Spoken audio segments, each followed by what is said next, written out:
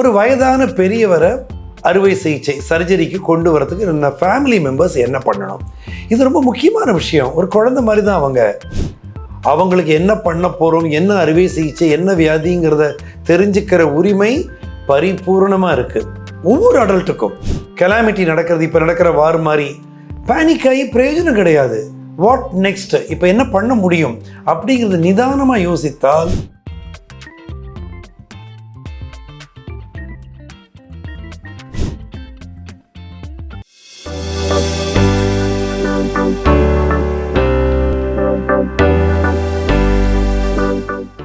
பூங்காற்று நேயர்களுக்கு வணக்கம்.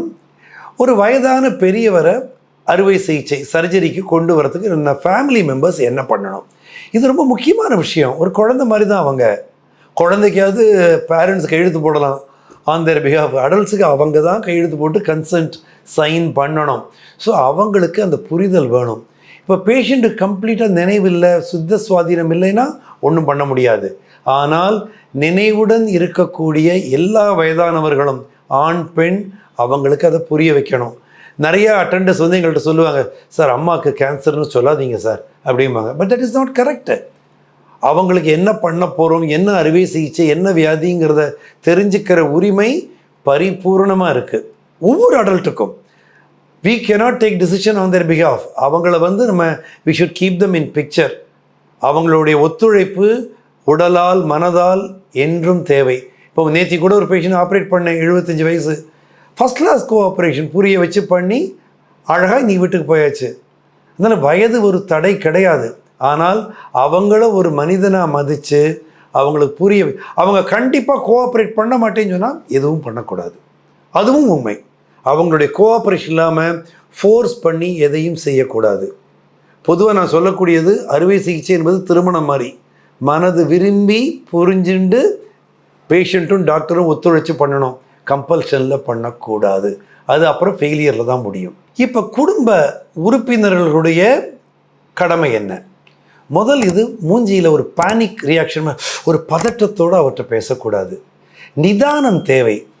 என்னுடைய தந்தை எப்போதுமே சொல்லுவார், the purpose of education is to face the situation in லைஃப்னு.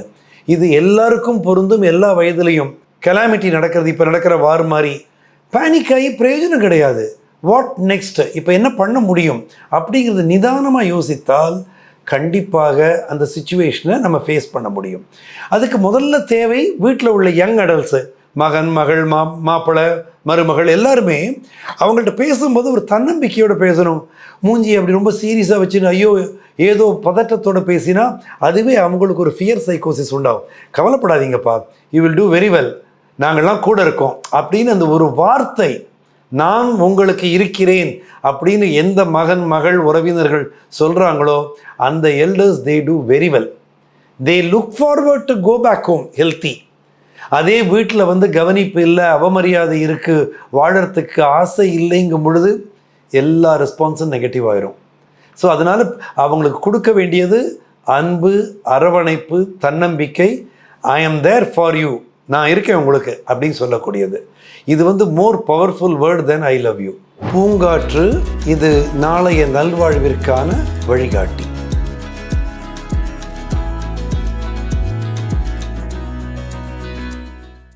தொடர்ந்து எங்களோட வீடியோக்களை பார்க்கறதுக்கு பூங்காற்று சேனலை சப்ஸ்கிரைப் பண்ணுங்கள் அண்ட் ஃபாலோ பண்ணிடுங்க.